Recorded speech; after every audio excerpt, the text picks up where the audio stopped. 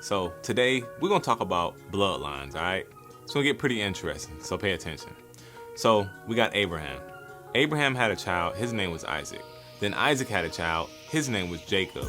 And then now Jacob's name was changed to Israel, and that's how we get the children of Israel. But check this out. The interesting thing about Abraham was that God made a covenant with Abraham, all right?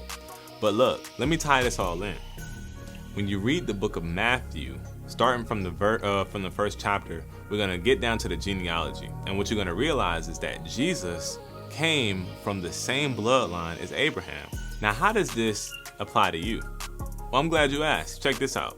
If we read in Galatians 3:29, it says this, "And if ye be Christ's, then are ye Abraham's seed and heirs according to the promise."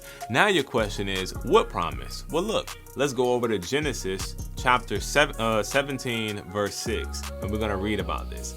Now, God says this to Abraham, which you are a part of, with you being a believer in Christ. It says, "And I will make you exceedingly fruitful, and I will make nations of you, and kings shall come out of you."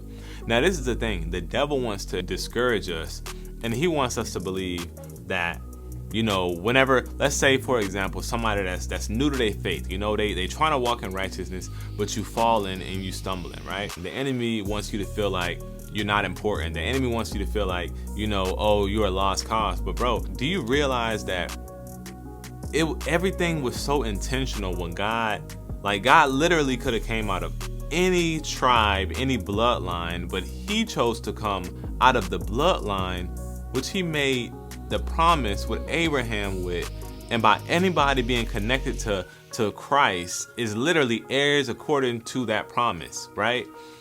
And it gets so deep because you don't know the magnitude. Whenever you say the blood of Christ, you don't know the magnitude in which you're speaking, bro. It's so deep. It's like an onion, and you peel off different layers, and you go so deep into this, man. But this message is to give you purpose and to let you know that you are plugged into a bloodline, right?